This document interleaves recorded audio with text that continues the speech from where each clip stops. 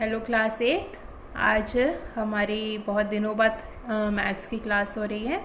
ठीक है, तो हम कर रहे थे चैप्टर नंबर 2। चैप्टर नंबर 2 क्या था हमारा? लीनियर इक्वेशन इन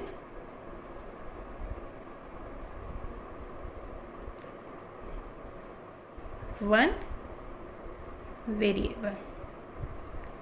ठीक है, linear equation in one variable, इसमें हम कर रहे थे एक्सरसाइज नंबर 2.2।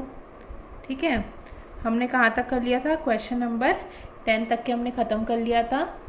आई होप कि सबने अपनी कॉपी में 10 तक के सारे क्वेश्चंस और उसके पहले के 2.1 और चैप्टर 1 के सारे क्वेश्चंस सही तरीके से सॉल्व कर लिए होंगे। ठीक है, आज हम स्टार्ट करते हैं हमारा क्वेश्चन नंबर 11 से।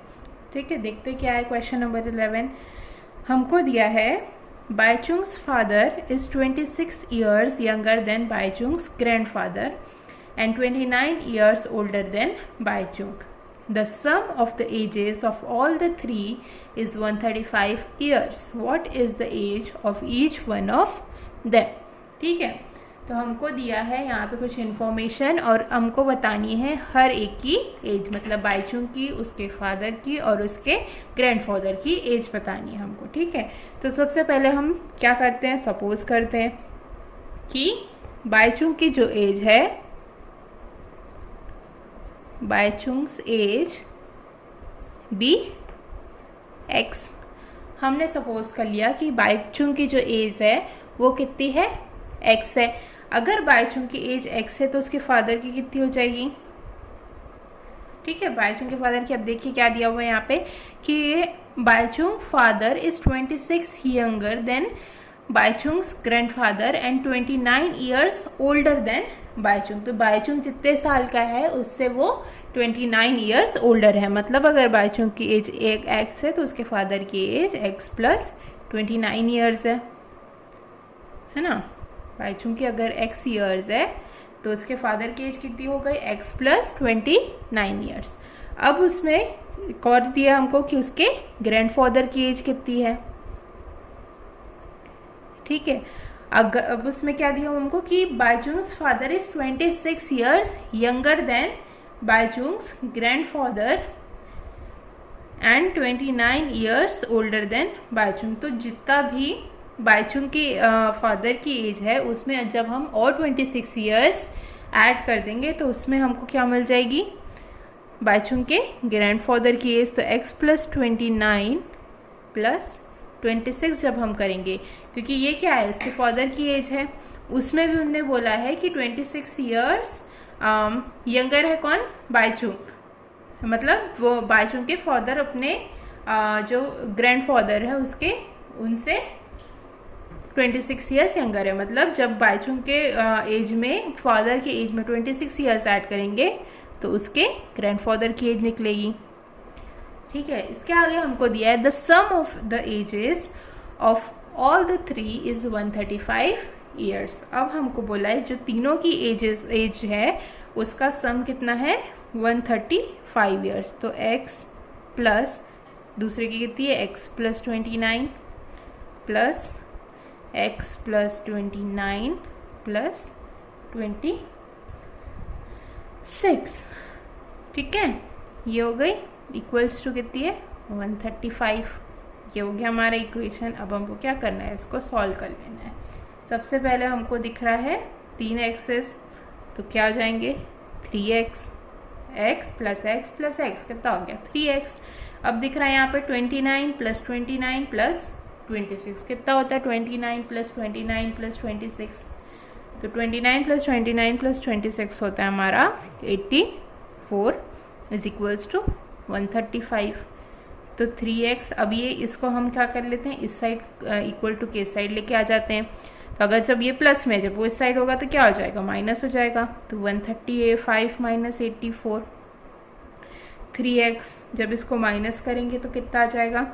5 में से 4 गया 1, 13 में से 8 गया 5।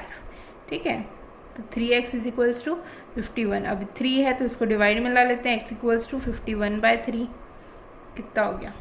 x इक्वल्स टू 3 1 3, बैलेंस आया 2, 3 7 21। x years. x क्या था हमारा, x थी बाईचुंग की एज, तो x की कितनी वैल्यू की निकल गई 17 ईयर्स, मतलब बाईचुंग की एज कितनी है 17 ईयर्स है। अब हम इसके फादर की एज निकालनी है और उसके ग्रैंडफादर की एज निकालनी है, तो ये चीज़ आप खुद करेंगे, आप कुछ नहीं करना है, सिर्फ x की वैल्यू इन दोनों इक्वेशंस में पुट कर देनी है। तो जब आप 17 + 29 करेंगे तो उसके फादर की एज निकलेगी, और यहाँ पे 17 पुट करेंगे तो उसके ग्रैंडफादर की एज निकलेगी। इसको छोड़ना नहीं है, कंप्लीट करना है, कि आपको तीनों की एज पूछा है कि what is the age of each one of them. ठीक है, ये खत्म हो हमारा क्वेश्चन नंबर 11। अब देखते हैं हमारा क्वेश्चन नंबर 12 क्या है। क्वेश्चन नंबर 12 फिर एज वाला ही क्वेश्चन है।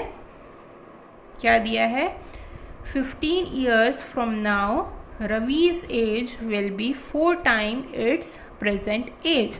What is Ravi's present age? हमको बोला है कि 15 years आगे, मतलब और 15 आगे, अभी से 15 years बाद जो रवि की एज होगी वो उसकी प्रेजेंट एज की 4 टाइम्स होगी। ठीक है, तो अगर हम सपोज करें Ravi's present age be x, ठीक है, अगर रवि की प्रेजेंट एज एक्स है, ठीक है, हमने सपोज किया कि रवि की प्रेजेंट एज एक्स है, तो 15 ईयर्स बाद उसकी एज कितनी हो जाएगी, 15 ईयर्स बाद x + 15 हो जाएगी, जितनी भी उसकी अभी प्रेजेंट एज है उसमें 15 ईयर्स और ऐड हो जाएंगे, है ना। तो इसमें क्या होगा कि 15 ईयर्स के बाद जो उसकी प्रेजेंट एज है से उसकी एज 4 टाइम्स हो जाएगी। मतलब बोलना चाह रहा है कि अगर 15 ईयर्स बाद उसकी एज x + 15 है तो उसकी एज कितनी हो जाएगी, उसकी प्रेजेंट एज के 4 टाइम्स हो जाएगी। मतलब x + 15 = 4x। कितना हो गया, x + 15 = 4x। अब हम क्या कर लेते हैं, सॉल्व कर लेते हैं, इसको कर देते हैं हम 4x, x = x + 15। आप इसको ऐसे लिखो, ऐसे को लिखो, कोई डिफरेंस नहीं है। ठीक है, अब ये x है, x को इधर ला लेते हैं, 4x - 3x = 15। 4x में से x माइनस किए कितना हो गया, 3x = 15। x इसको किए 15/3x = 3 × 5 = 15। तो रवि की प्रेजेंट एज कितनी हुई, 15। हमने क्या लिया था, x जो है वो रवि की प्रेजेंट एज है, x की वैल्यू कितनी आई 5 ईयर्स। तो हमको क्या ही पूछा था कि what is Ravi's present age, तो रवि की प्रेजेंट एज कितनी हो गई 5 ईयर्स। ठीक है, ये हमारा क्वेश्चन नंबर 12 खत्म हुआ। नेक्स्ट देखते हैं हम क्वेश्चन नंबर 13।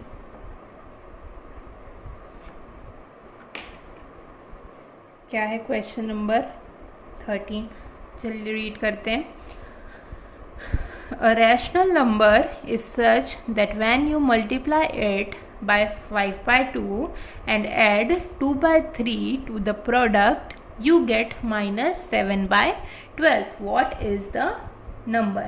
हमको बोला है कि एक रैशनल नंबर है जिसमें अगर हम 5/2 मल्टीप्लाई करते हैं और उस प्रोडक्ट में हम 2/3 ऐड करते हैं तो हमारा जो आंसर मिलेगा वो कितना मिलेगा, -7/12। तो अब हम इन जो वर्ड्स में दिया हुआ है इनको हम इक्वेशन के फॉर्म में पुट करने की कोशिश करते हैं। तो कैसे होगा, अ रैशनल नंबर, सबसे पहले रैशनल नंबर बोला, तुम सपोज कर लेती कि एक रैशनल नंबर है हमारा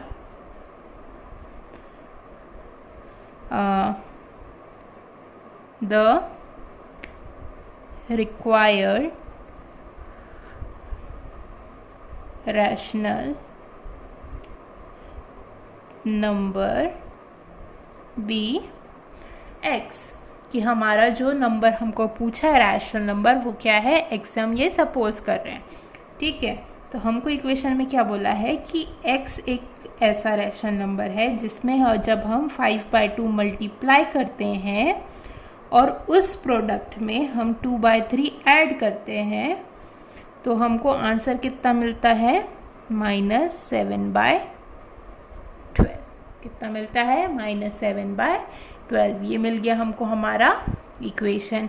ठीक है, तो सबसे पहले हम कैसे करते हैं, बॉड मास सबको पता है कि पहले हम ब्रैकेट सॉल्व करते हैं, फिर हम एडिशन और सब्ट्रैक्शन सॉल्व करते हैं। ठीक है, तो ये हो गया 5x/2, 5 मल्टीप्लाई हो गया एक्सेस में, प्लस 2/3 इज इक्वल्स टू -7/12। ये आया। अब हम इसको कहाँ ले जा लेंगे, इस साइड ले जा लेते हैं, तो कितना हो जाएगा 5x/2 is equals to -7/12 minus, क्योंकि ये +2/3 है, यहाँ के क्या हो जाएगा -2/3 हो जाएगा, तो ये हो गया -2/3। 5x/2 एक काम करते हैं, माइनस हम कॉमन निकाल लेते हैं बाहर। ठीक है, तो जब इसमें से माइनस कॉमन निकल गया तो ये कितना बच गया 7/12, इधर में से भी निकल गया तो ये बच गया 2/3 प्लस 2/3। अब ये होगा कि जब माइनस यहाँ से निकलेगा तो यहाँ पे प्लस हो जाएगा। ठीक है, क्योंकि जब माइनस प्लस माइनस माइनस होगा ना। अब हम क्या करते हैं, इसको सॉल्व करते हैं। 5x/2 is equals to minus, इसका क्या निकालेंगे हम, एलसीएम निकालेंगे। एलसीएम कितना आएगा इसका 12, एलसीएम सबको निकालते आता होगा, इसका एलसीएम निकालना है ना। 12 1 × 12, 7 प्लस 3 4 × 12, 4 2 × 8, कितना आया 5x/2 is equals to 7 + 8 minus, अब ये माइनस हम हटा देते हैं क्योंकि हम इसको ऐड कर दे रहे हैं अंदर, तो 8 + 7 15 डिवाइडेड बाय 12, ये आ गया।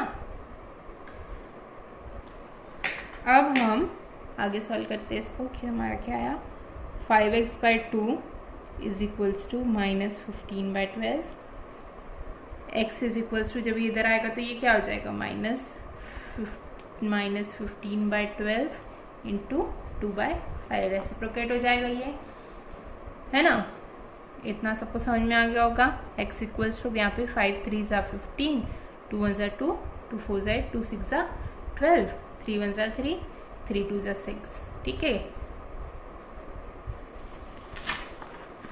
समझ में आया क्या है, कैसे कटाइए। 15/12 इंटू 2/5 था, 5 1 × 5, 5 3 × 15, माइनस है यहाँ पे अभी भी। ठीक है, 2 1 × 2, 2 6 × 12, 3 1 × 3, 3 2 × 6, यह ऑलरेडी माइनस है तो -1/2। तो यहाँ पे हमारा रैशनल नंबर क्या हो गया -1/2। तो द रिक्वायर्ड नंबर इज -1/2। हमारा रिक्वायर्ड नंबर क्या हो गया -1/2। ठीक है, समझ में आया क्वेश्चन। 13 नंबर का क्वेश्चन खत्म हुआ हमारा ये। अब हम देखते हैं क्वेश्चन नंबर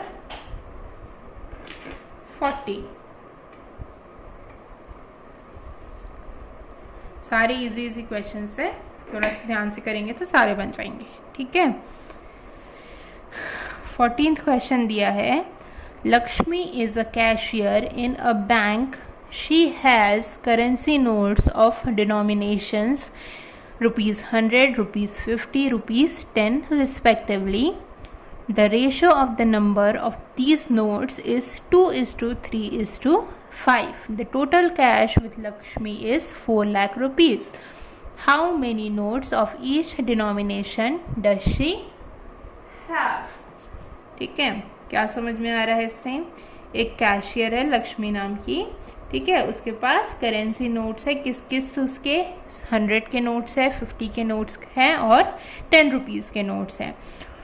और इन तीनों जो डिनोमिनेशंस के नोट्स हैं उनका रेशो क्या है 2:3:5।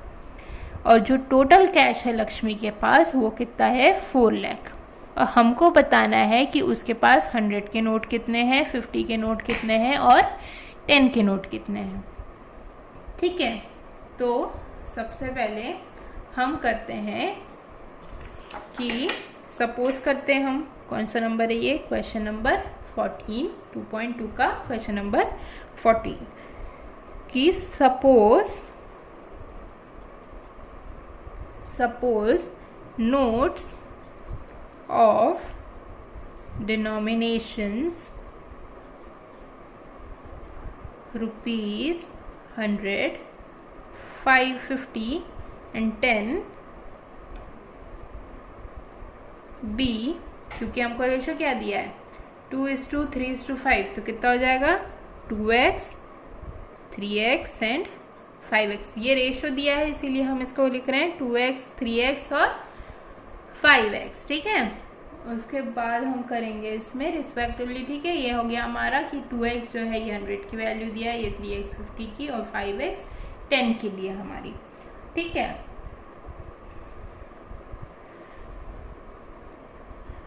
अब बोला है कि हम निकालेंगे क्या कि 2x की जो वैल्यू मतलब जो 100 के नोट्स है, अब हमको ये तो पता चल गया कि 2x है, पर उनकी एक्चुअल वैल्यू कितनी है। तो 2x अगर नंबर ऑफ नोट्स हैं तो उसमें जब हम 100 मल्टीप्लाई करेंगे तो क्या होगा 200x। मतलब ये क्या है, जो जितने भी हमारे 100 के नोट्स हैं उनकी वैल्यू कितनी है 200x। ठीक है, ये हमारे नंबर ऑफ थे, ये उसकी टोटल वैल्यू है। जैसे कि अगर मान लो 2 जो हैं वो 100 के नोट हैं तो उसकी वैल्यू कितनी हो जाएगी, मतलब उसके पास कितने 200 नोट्स हैं, किसके 200 मतलब उसकी वैल्यू हो गई। ठीक है, उस तरीके से 200x उसकी वैल्यू हो गई। ठीक है, अभी हम देखते हैं वैसे तरह हम अब इसका निकाल लेते हैं, 50 का निकाल लेते हैं। अगर 3x है और 50 है तो 50, 5 3 ज़ा 15 मतलब 150x। ठीक है, 10 का नोट है कितने 5x, तो 5x इंटू 10 मतलब 50x।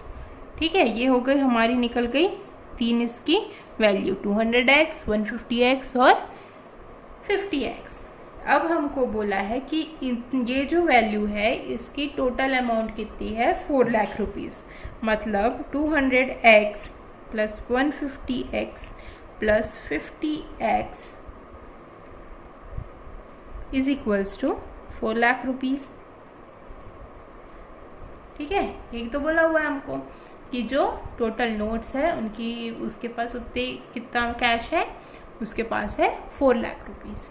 ठीक है, अब इसको सॉल्व कर लेते हैं। 200 प्लस 150 प्लस 50 कितना हो गया, सब x में तो तीनों ऐड हो जाएंगे, तो कितना हो गया 400x है ना।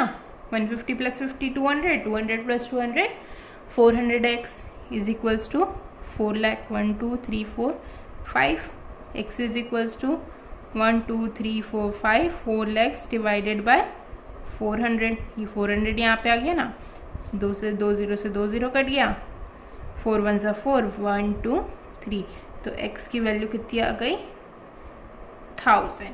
कितनी आ गई 1000, तो हमको x की वैल्यू आ गई 1000। अब हम जब तीनों में इसके x की वैल्यू पुट करेंगे तो उससे हमको क्या मिलेगा कि कितने नंबर ऑफ नोट्स हैं। तो number of notes of rupees 100 कितना हो गया 2x है, मतलब 2 इंटू 1000, x की वैल्यू 1000 निकाले ना हमने अभी, तो 2000 नोट्स किसके हैं 100 रुपीज़ के। अब वैसे ही number of notes of rupees 50, तो 50 के कितने हैं 3x, तो 3 इंटू 1000 मतलब 3000 नोट्स है किसके 3000 नोट्स हो गए हमारे 50 रुपीज़ के। ये हमारा 50 रुपीज़ है ना, और 100 रुपीज़ के कितने हो गए 2000 नोट्स हो गए। सेम अब हमारा नंबर ऑफ नोट्स 10 रुपीज़ के नोट्स कितने हो गए, तो हो गए 5x मतलब 5 इंटू 1000 मतलब हो गए 5000।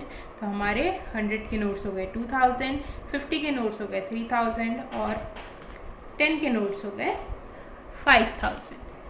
ठीक है, हमको यही पूछा था कि नंबर ऑफ नोट्स निकालने थे हमको। नेक्स्ट क्वेश्चन है क्वेश्चन नंबर 15। क्वेश्चन नंबर 15 है हमारा, बोला है I have a total of ₹300 in coins of denomination 1, 2 and 5.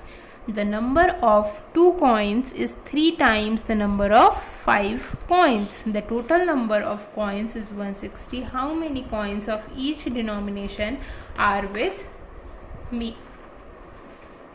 Same ऊपर के जैसे क्वेश्चन है, थोड़ा सा डिफरेंस है, ठीक है. देख लेते हैं हम ये क्वेश्चन भी. हमको बोला है कि मेरे पास 300 रुपीज़ के कॉइन्स है. किस वैल्यू में? 1 रुपये के कॉइन्स है, 2 रुपये के कॉइन है और 5 रुपये के कॉइन है. जो 2 रुपये के कॉइन है वो तीन गुना है किसके? 5 रुपीज़ के कॉइन से. The total number of coin is 160. How many coins of each denomination are with me? पहले देख लेते हैं. हमको क्या बोला है कि 2 coins is 3 times the number of coins of 5 के जो कॉइन्स है उससे 2 के जो कॉइन है वो मतलब 2 के कॉइन उसके 5 गुना है. तो हम देखते हैं क्वेश्चन नंबर 15 बोला है.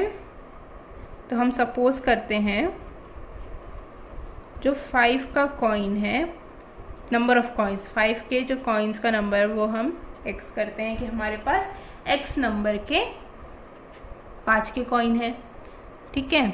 अगर हमारे पास 5 के कॉइन x नंबर के हैं तो 2 के कॉइन कितने के हो जाएंगे? यहाँ पे बोला है ना कि 2 के कॉइन जो है वो उसके 3 टाइम्स है, तो मतलब 3x हो जाएंगे, ठीक है.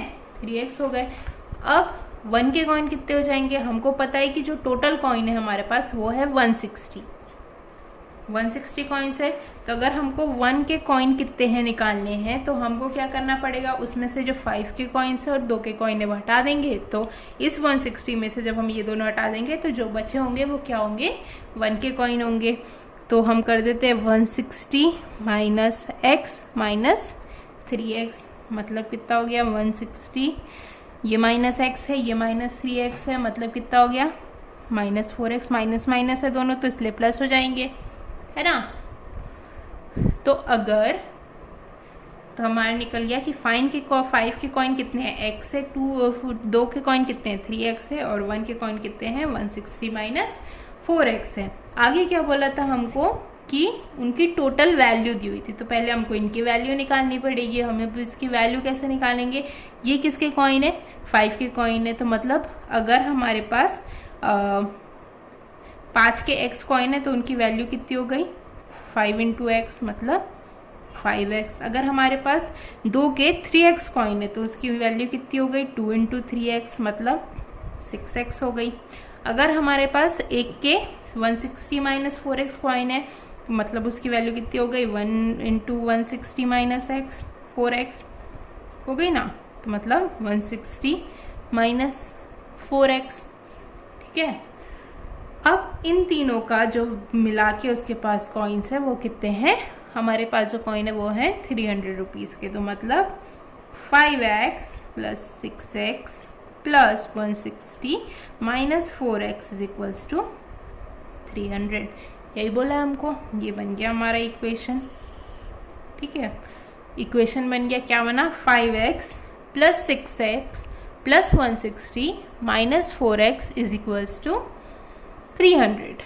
अब इस इक्वेशन को हमको सॉल्व करना है, x की वैल्यू निकालनी है और उसमें से नंबर ऑफ कॉइन्स निकाल देने हैं कि वो नंबर ऑफ कॉइन्स कितने होंगे. कैसे निकालेंगे? पहले आप लोग इसकी x की वैल्यू निकालेंगे इस इक्वेशन को सॉल्व करके, ठीक है. उसके बाद उसमें से कि अगर जो जैसे कि x की वैल्यू 10 आती है तो यहाँ पे 10, यहाँ पे 30 और यहाँ पे जो भी वैल्यू आएगी वो पुट करके निकालनी है.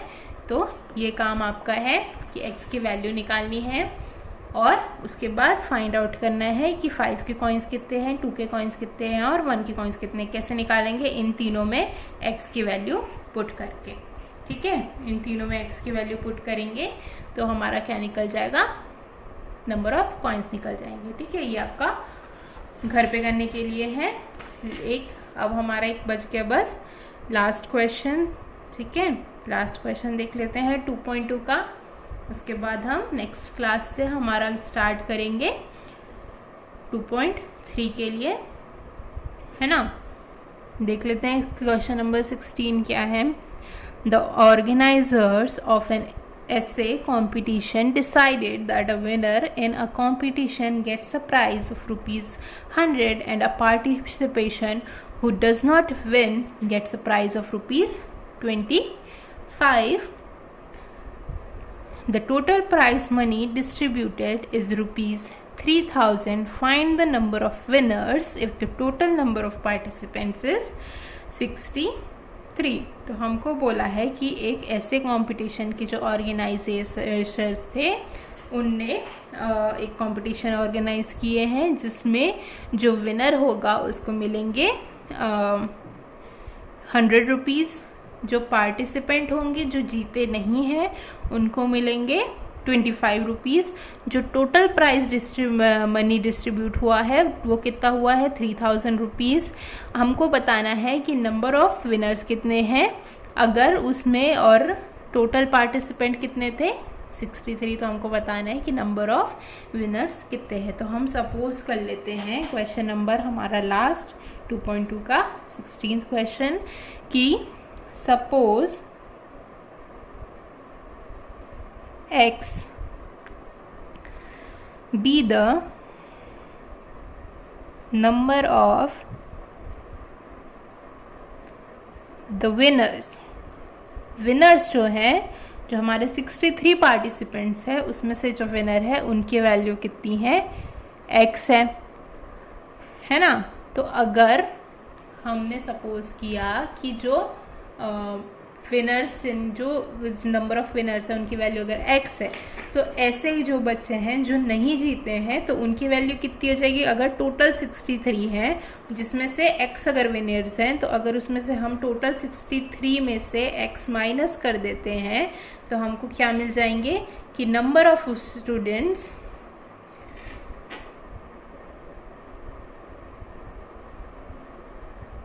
who does not win. 63 minus x, क्योंकि 63 हमारे क्या थे टोटल पार्टिसिपेंट थे, x क्या है हमारे विनर्स है.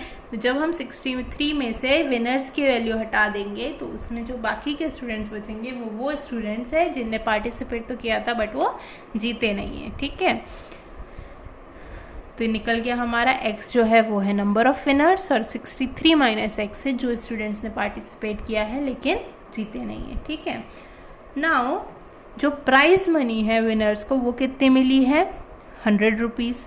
ठीक है, और हमारे विनर्स क्या है x है तो उनको प्राइस कितना मिला है उनकी वैल्यू कितनी होगी, प्राइज मनी क्या होगी इनकी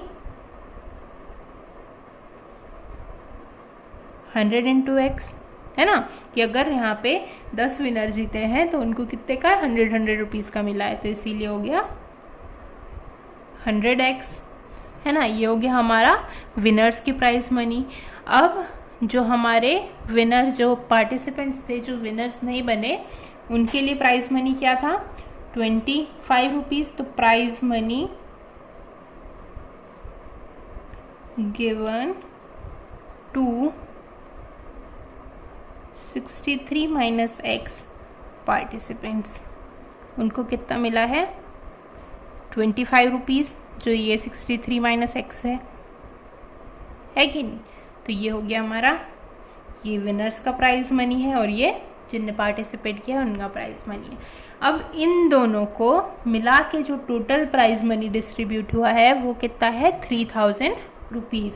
मतलब 100x plus 25 63 minus x is equals to 3000 rupees. मतलब जो दोनों के प्राइस मनी ऐड होकर टोटल प्राइस मनी डिस्ट्रीब्यूट हुआ है वो था हमारा 3000 रुपीज़. अब हमको क्या करना है, इस इक्वेशन को सॉल्व करना है. ठीक है, तो सबसे पहले देखते हैं कुछ कॉमन दिख रहा है क्या. यहाँ पे 25 दिख रहा है, 100 दिख रहा है, तो एक काम करते हैं 25 को हम कॉमन निकाल लेते हैं. ठीक है, 25 को हमने कॉमन निकाल लिया. इसमें से 25 कॉमन निकलेगा तो क्या आ जाएगा 25 4 100 होता है, तो मतलब यहाँ पे क्या हो जाएगा 4x हो जाएगा है ना, क्योंकि इसमें 25 कॉमन निकाल लिया ना. तो यहाँ पे क्या बचेगा 25 4 100 होता है, तो यहाँ पे सिर्फ बचेगा 4x. इसमें से 25 कॉमन निकल गया तो कितना बच गया सिर्फ 63 माइनस एक्स. बचा कि नहीं बचा है ना, इज इक्वल्स टू 3000. अब 25 को हम इधर ले जा लेते हैं और इसको भी हम यहाँ पे सॉल्व कर देते हैं। 4x minus x 3x plus 63 is equals to 3000 minus 25, 3000 minus 25 हो गया, ठीक है। 3x इज प्लस 63, इसको करेंगे तो कितना हो जाएगा 25 वन ज़ा 25, 25 वन ज़ा 25, बैलेंस आया 5, 25 टू ज़ा 50 और 0 इज इक्वल्स टू 120, है ना। कट गया ना ये 25 वन ज़ा 25, 25 वन ज़ा 25, बचा 5, 25 टू ज़ा 50 और 0, तो यहाँ पे आया 120। अब हम इसको कर लेते हैं 3x, अब ये माइनस प्लस 63 इधर आके क्या हो जाएगा minus 63, 3x is equals to minus करेंगे तो कितना आ जाएगा 0 में से 10 में से 3 गया 7 और 11 में से 6 गया 57, आया 57। अब x is equals to 57/3, 3 one ज़ा 3, 3 9 ज़ा 27, तो x की वैल्यू कितनी आ गई 19। हमको यही बताना था। और x क्या थे हमारे, x वो स्टूडेंट्स थे जो कि विनर्स थे, तो हमको क्या बताना था find the number of winners, तो नंबर ऑफ विनर्स कितने थे 19, ठीक है। ये हो गया हमारा क्वेश्चन नंबर 16 सॉल्व। कोई डाउट होगा तो आप लोग पूछ सकते हैं, है ना। अब हम अपनी नेक्स्ट क्लास में स्टार्ट करेंगे solving equations having both sides, having the variables on both sides, ठीक है। 2.3 सॉल्व करेंगे हम, इसके बाद छोटी सी एक्सरसाइज है, फिर 2.4 है ना, 2.6 तक के इस चैप्टर में, ठीक है। नेक्स्ट क्लास में मिलते हैं हम, चलिए बाय।